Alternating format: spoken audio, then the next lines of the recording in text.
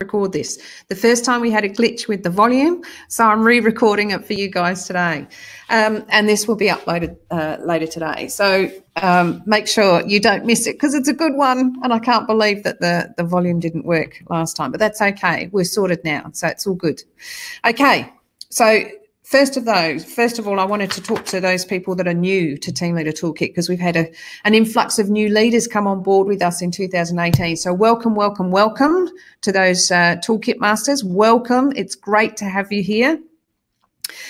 So what do we do on these webinars? So what happens usually is that I get a bunch of people on, they can ask me questions live at the webinar. So if you've got any burning platforms or there's something really bothering you at work or your team or whatever, you can ask me here on the chat. So in the bottom right-hand corner of your screen, you will see a comments bar that you can just chat to me and add in your questions and I'll get around to answering those during the webinar.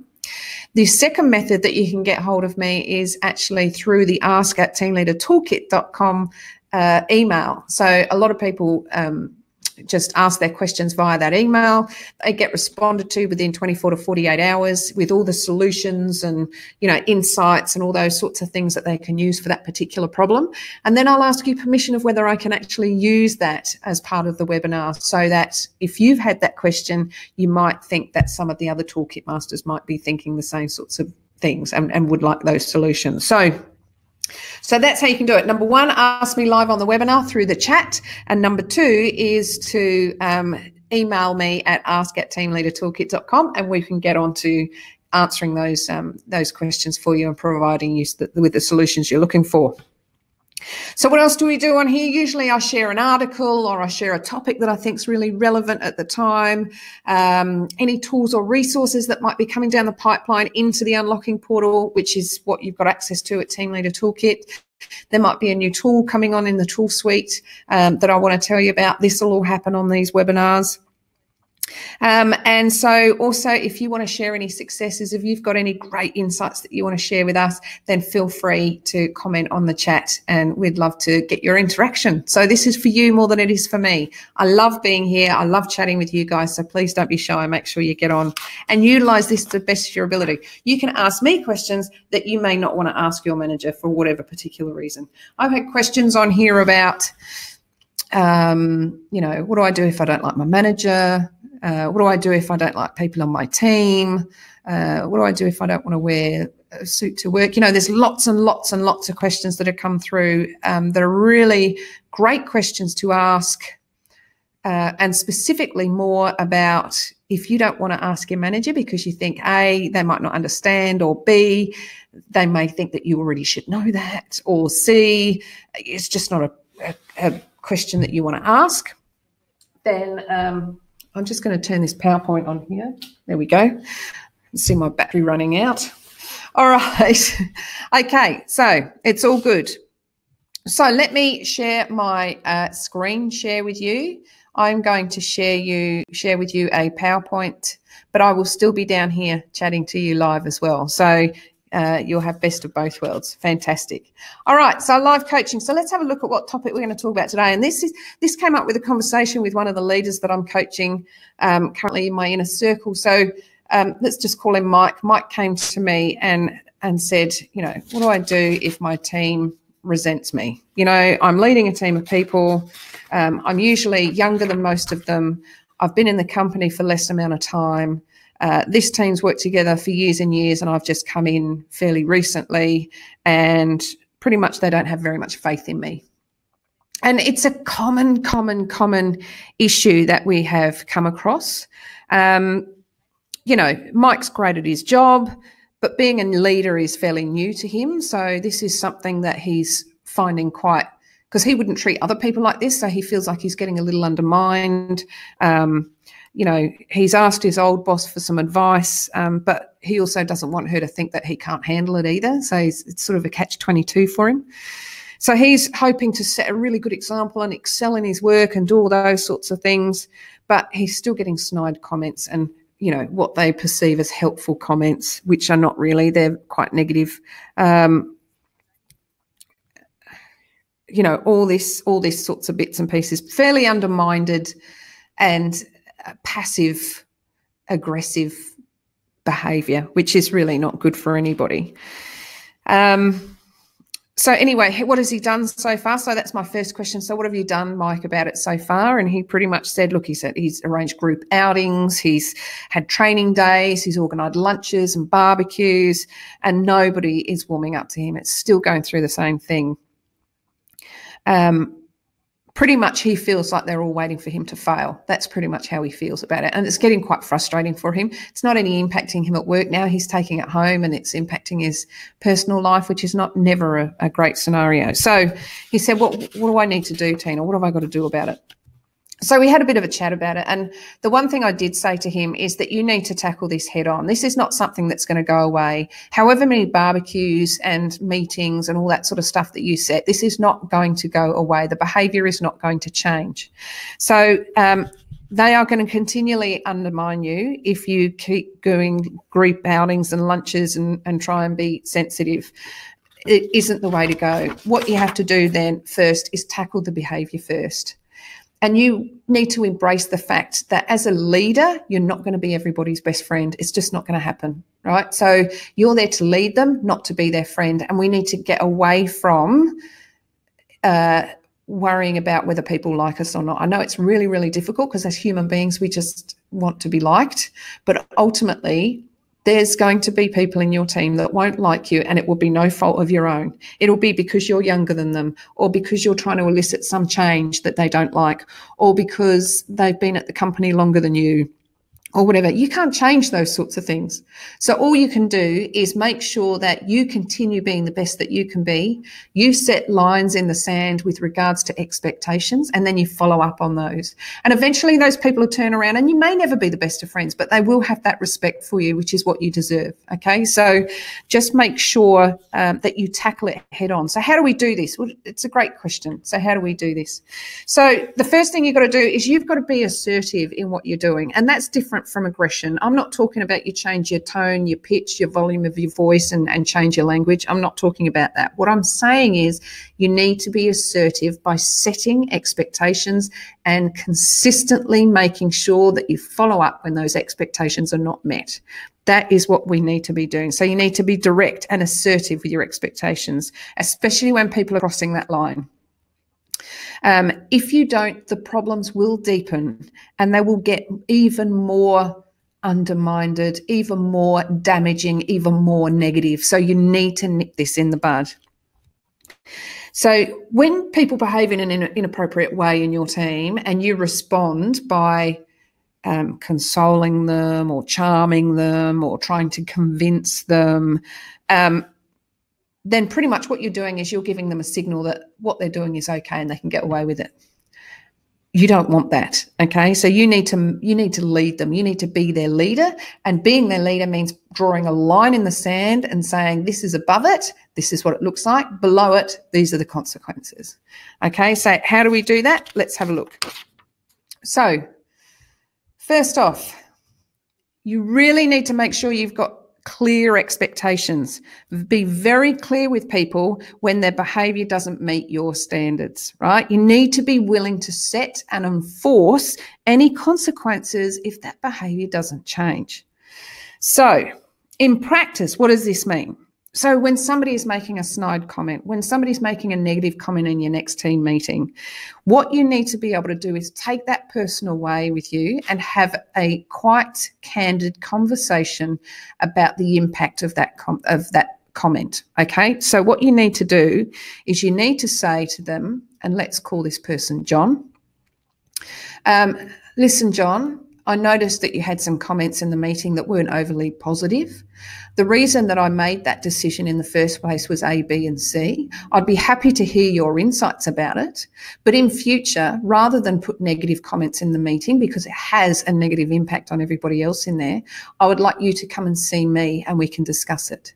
So let's have a chat about what your comment was and what was behind it, and let's see if we can talk about it and see what's happening with it. So pretty much you're asking them what's going on, and you're going to put the line in the sand to say if they've got any more conversations that have a negative impact in a meeting, then they need to nip it in the bud and they need to come and see you and sort of say, hey, I don't think that decision is right because of A, B, and C. They have a right to say that, and you would listen, but whether that would change your mind or not is entirely up to you as their leader. You might be privy to some information that they're not privy to, so therefore you won't change your mind because of that.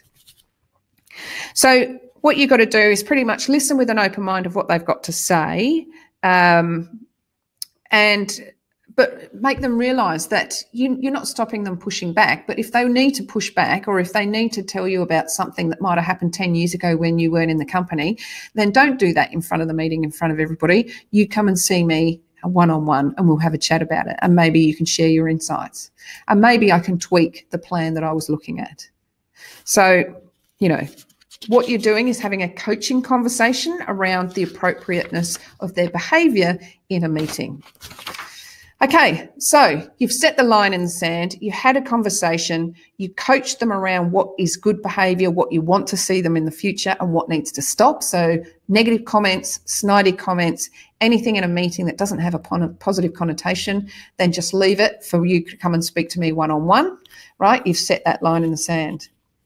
Now, what about if it happens again? What are you going to do? All right. You need to address it immediately, right? You need to say, John, we've talked about this before. It's continuing to happen. I value your work, but I need someone in your role that's going to have a positive presence on the team, that will raise concerns in a professional manner and won't cause tension.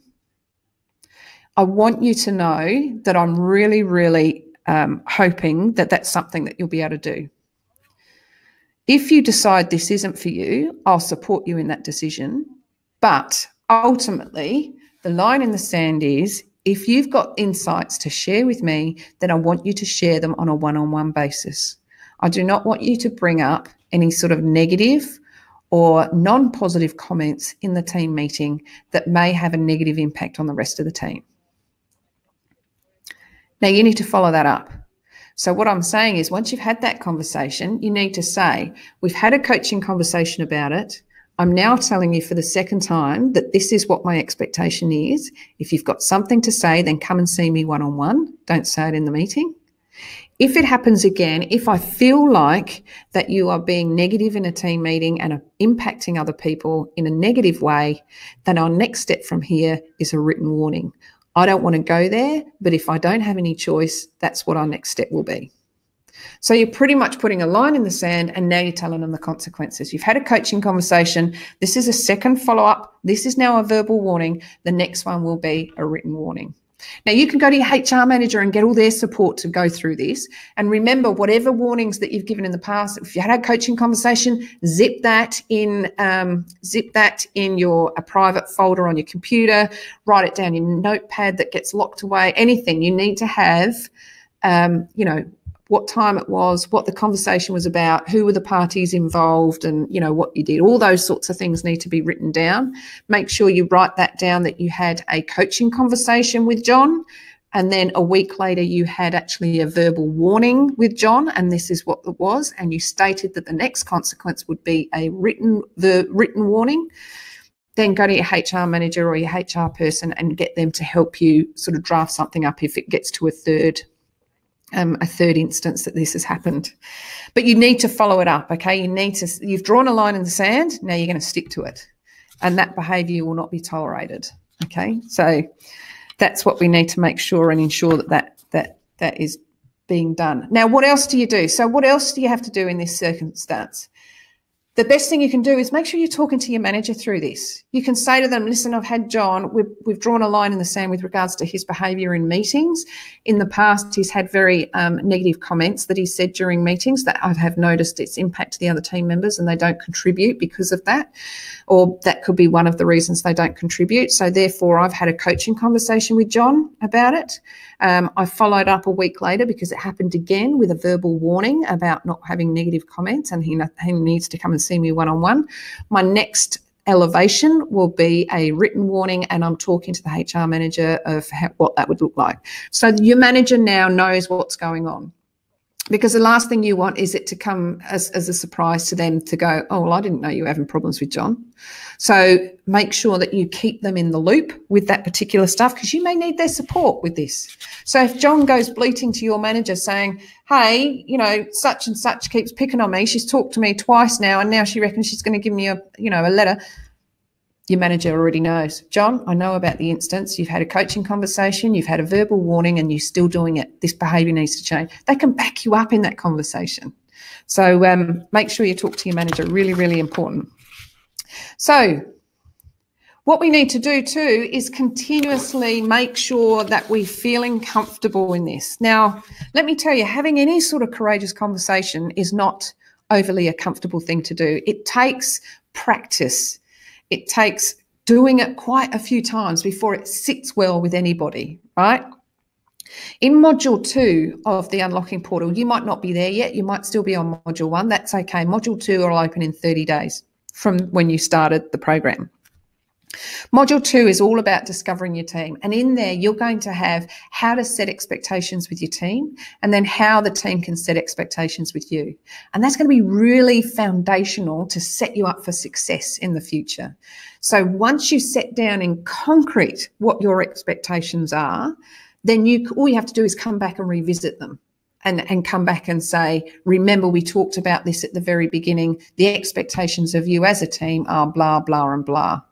You've just broken this by doing this instance. So I'm going to give you a coaching conversation to start with to say, I need you to get back on track. And any future conversations then have with me one-on-one. Okay, so then you can always go back to them.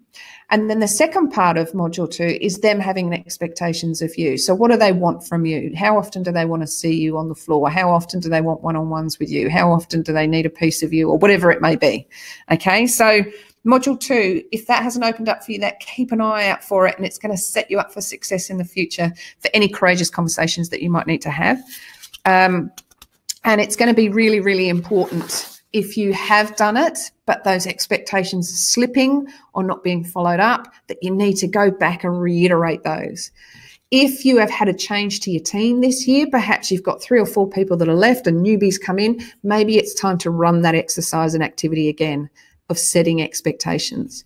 If not, make sure you run a reiteration or a refresh of your current expectations, because that's going to be really important to ensure that your team all know what is the right behaviours and what is pretty much under the line in the sand, and know that there's going to be a consequence for that. Okay, fantastic. So that's pretty much all I've got today, which is hopefully something that's going to be really, really helpful for you guys. So I'm just going to go through it really, really quickly again. So if you're leading a team that resents you, and it might be because you're younger than them, it might be because they've been in the company for longer, you might be trying to elicit some change that they're not happy with, all those sorts of things, then you can't help that. So let's not try and be everyone's best friend. You need to lead these people, and by leading them, you need to have courageous conversations, and you need to set the expectations. And that's going to take you out of your comfort zone, and that's okay. Nobody ever feels comfortable doing this stuff, but it gets easier as you go. Believe you me. You've got resources in your tool suite that will help you through this. So make sure you have a look in your tool suite and see what you can do. You need to tackle it head on, right? You need to make sure that this needs to be a line in the sand that you're drawing for the particular people that are showing these poor behaviours. You need to be assertive. Now, assertiveness is different to aggression. We don't want aggression, we want assertiveness. So we don't need you to raise your voice, your pitch, your volume, change your language, all of those sorts of things. We just need you to be assertive. And that means being persistent and consistent with your expectations and your lines in the sand that you're drawing. Making sure those expectations are clear. So not only maybe you could have a whole team meeting and say, right, guys, if anybody's got any comments, insights, or things that they want to share during this meeting, I want you to just know that it's going to be really mindful the impact that you're going to have on everyone else. So if it's not such a positive, then I want to have a look at the language that you use, or I need you to come and see me one-on-one, because I don't want anybody impacted in a negative way, whatever that looks like for you. Okay, so just have a think about how that's going to be really, really clear. And then on an individual basis, if you're pulling somebody up for behaviours that aren't right, then you need to reset those expectations and go, remember, we've talked about this, and this is what we need to do. Then if it happens again, you've already had the coaching conversation, you already set the expectation, had a coaching conversation. If it happens again, then you need to be able to say, okay, this is the second time. We've had a coaching conversation about it. You know what the expectation is. Talk to me around what happened here. If it happens again, the next step to an elevation for me is a written warning. I don't want to go there, but I will if that's what we need to do. So pretty much you're setting a consequence for the action, for the behaviour that's not supposed to be, not supposed to be there. They need to be looking at changing their behaviours, changing their language, coming to see you rather than, voicing their negativity in front of the group. And then, of course, you need to make sure that you tell your manager, because you don't want any surprises down there. You need your manager to have your back. And so to make sure you do that, you've got to keep them in the loop of what's going on. And then keep your eye out for Module 2. Remember, Module 2 is all about setting expectations of your team, right? So it's going to help you. It's going to have activities and exercises in there that you can follow, that have step-by-step instructions. They've got videos, they've got how-to guides, you've got downloadables, all the things that you need to set the expectations of your team. So keep an eye out for that. If you've done it and it's been a few months now and things are starting to slip, go back, redo it. If you've got a team with half of them are new people, redo it. Okay, so those expectations are going to set you up for success moving forward. If people are not doing the right thing with regards to behaviours, you need to reset your expectations. Okay, consistency, persistency, making sure that those expectations are being met at all times. All right. That sounds scary. It might be for some, and I understand that. But absolutely crucial if you want the behaviours to change. And it's not, when you're asking for cultural change or behavioural change, it's probably one of the longest waits that you have to do with regards to that, because people are set in their ways and they resist change. So that's why it's so important for you to be persistent and consistent with making sure you're following up, that you're dishing out consequence, all those sorts of things. Are really, really important for you to do. And slowly things will turn around and you'll find you're writing a lot less verbal warnings or written warnings or whatever it is, because people are starting to get the picture that, hey, this is our new norm. All right. Hopefully you got something out of that. Would love to hear from you. Get onto the secret Facebook page. Write your thoughts. We'll upload this. So remember, you've got access to all the replays. We'll upload this in the next day or two so that you can watch it in your own time. You might be on afternoon shift, night shift, whatever. And so you can watch this in your own time. But until then, we will see you next week. All right. Fantastic. I'll see you then. Bye.